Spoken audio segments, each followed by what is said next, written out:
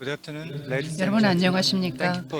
참석자 여러분, 오늘 세션에 참여해 주셔서 감사드리고 발표를 들어주셔서 감사합니다. 저는 임성환 한국성급기술영업지원팀장입니다. 오늘 2021 한국회사주간에 참석하게 되어 영광입니다. 이번 발표를 통해서 EEXI와 CII 규제 도입이 국제 해운에 미치는 영향과 기술적 대응 방안에 대해서 말씀드리겠습니다.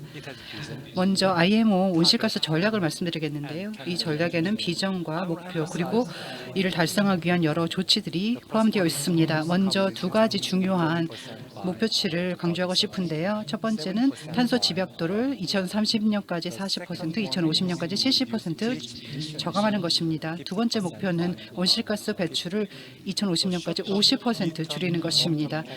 단기, 중기, 장기 이런 조치가 논의될 것이고 일정에 맞춰 이행될 것입니다. EEXI와 CII는 단기 조치에 해당합니다. 2023년부터 시행이 됩니다. EEXI는 에너지 효율 지수로서 현존선에 적용이 됩니다. 그리고 현존선 에너지 효율 지수를 말하고 기존 현존선의 에너지 효율성을 개선하기 위해서 거의 모든 신규 선박에 적용이 되고 2013년부터 이 인덱스는 EEDI라는 이름으로 또 적용이 되어 왔습니다. EEXI의 기술 에너지 효율 개선을 위해서 개선이 필수적입니다. 그리고 신규 선박에 관한 적용도 이제 될 텐데요. 대부분은 엔진 출력 제한을 통해서 이 목표를 달성할 것입니다.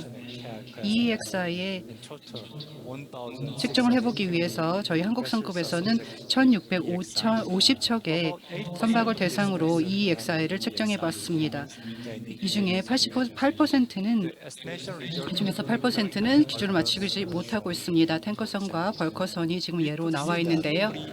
보시다시피 프리-EEDI 선박 같은 경우에는 EEDI 배슬과 즉 선박과 비교해 봤을 때 더 큰 영향을 받게 됩니다. 지금 보시는 것은 프리-EEDI 선박에 대한 영향을 보여주고 있습니다. 엔진 출력 제한 같은 경우는 19%에서 49% 정도 예상이 되고 있고 선속 같은 경우에는 0.9노트에서 6.9노트까지 영향을 받을 것으로 보입니다. 지금 저희가 측정한 영향치이고요. EEXI와 또 EEXI가 여러분의 선박에 미치는 영향을 가능한 한 빨리 확인해 보셔야 될 것 같습니다. CII는 탄소 집약도 지표의 약자인데요. 에너지 효율, 운항 효율성을 1년간 실제 운항 데이터를 바탕으로 계산한 것입니다. 실제 항해 거리와 연료 소비된 양을 함께 산정을 해서 CII 값을 정합니다. 그리고 이 등급 같은 경우에는 허용값, CII 허용값을 기준으로 계산을 하고요. 실제 선박의 CII 값은 CII 계산값이라고 합니다. 지금 까만색 선은 계산값이고요. CII 등급 같은 경우에는 계산값과 허용값을 서로 비교해서 구하게 됩니다. 그리고 A에서 E까지의 등급이 주어지게 됩니다. 매년 이 등급은 바뀌게 되는데요. 2023년부터 이것이 시작이 됩니다. CII 등급이 별도의 조치가 없으면 더욱 악화가 될 것입니다. 왜냐하면 CII 허용값이 매년 줄어들기 때문입니다. 지금 오른쪽에 보시는 파이 차트 같은 경우에는 CII 등급의 비중을 보실 수가 있는데요. 2019년의 데이터를 바탕으로 저희가 산정을 했습니다. A, B에 해당하는 선박 같은 경우는 21%밖에 되지 않습니다. 그리고 CII 허용값을 바탕으로 저희가 이 등급을 산정을 했습니다. 2023년부터 이 요건이 기준이 적용이 되게 되는데요. 저희 현재 한국성급에서는 기어스라는 온라인 서비스를 제공하고 있습니다. 바로 온실가스 배출 온라인 보고 시스템입니다. 처음에는 검증용으로 개발이 되었습니다. DCS와 MRB 검증용이었는데요. CII 등급 기능, CII 등급 시뮬레이션 기능이 또한 EEXI 계산 기능이 추가되었습니다. 현재 여러분의 선박의 CII 등급과 또 EEXI를 계산해 보실 수가 있습니다. KR, 즉 한국 성급의 기어스 기능은 앞으로도 계속해서 업데이트될 것입니다. 온실가스 변화와 맞춰서 업데이트가 될 것입니다. 한국 성급에서는 R&D 센터를 운영하고 있습니다. 5개 팀과 70명의 엔지니어가 근무를 하고 있는데요.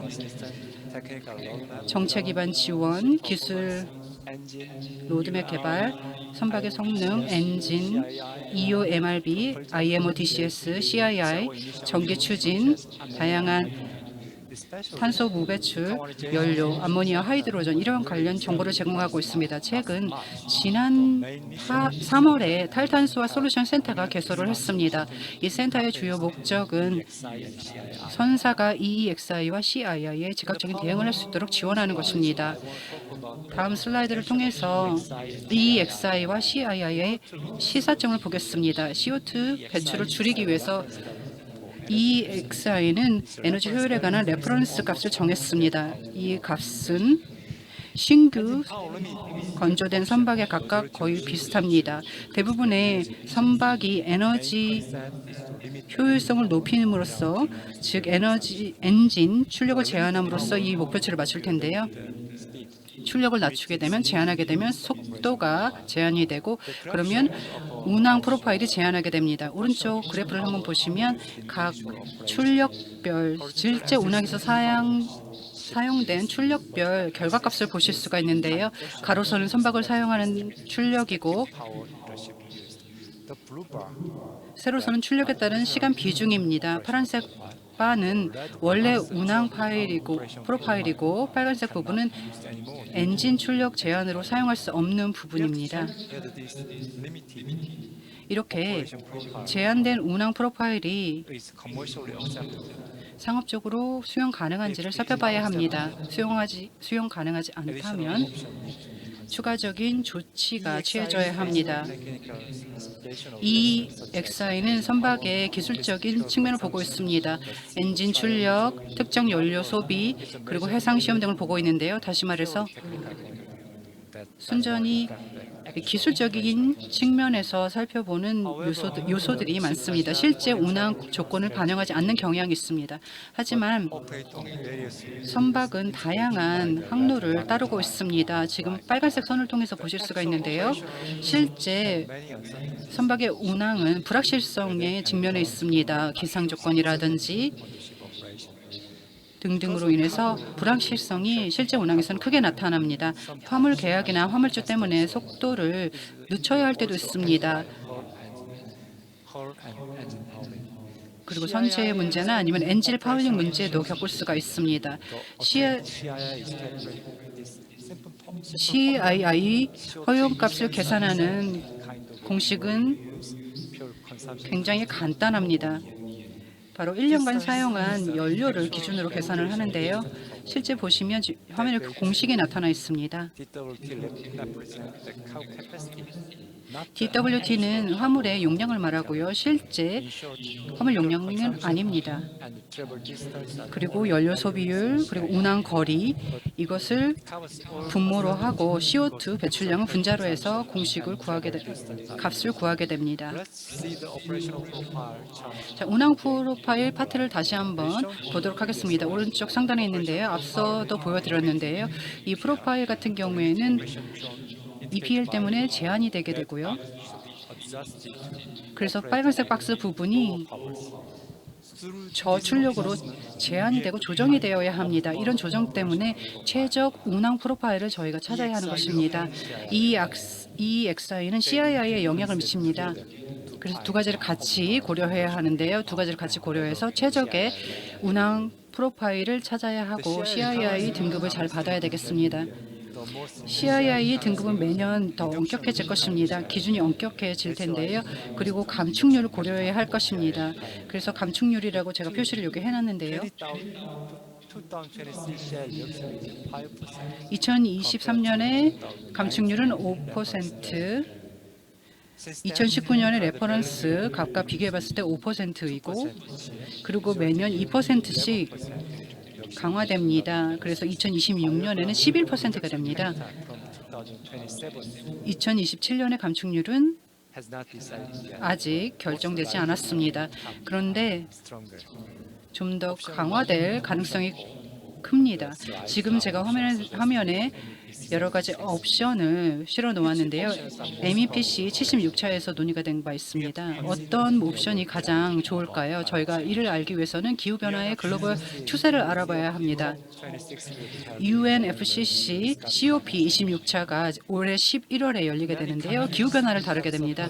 많은 국가에서 다양한 기후와 관련된 재난을 겪었습니다. 허리케인이 미국에 닥쳤고 그리고 미국 서부에는 산불이 크게 나기도 했습니다.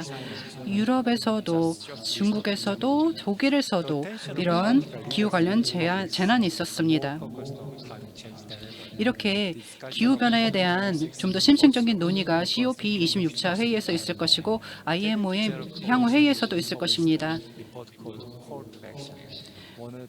콜 투 액션이라는 이런 조치가 또 발표가 되기도 했는데요. 정부의 규제를 바탕으로 해운 분야의 탈탄소화를 2050년까지 이루는 것입니다. IMO의 현재 목표는 2050년까지 온실가스 배출을 50% 줄이는 것입니다.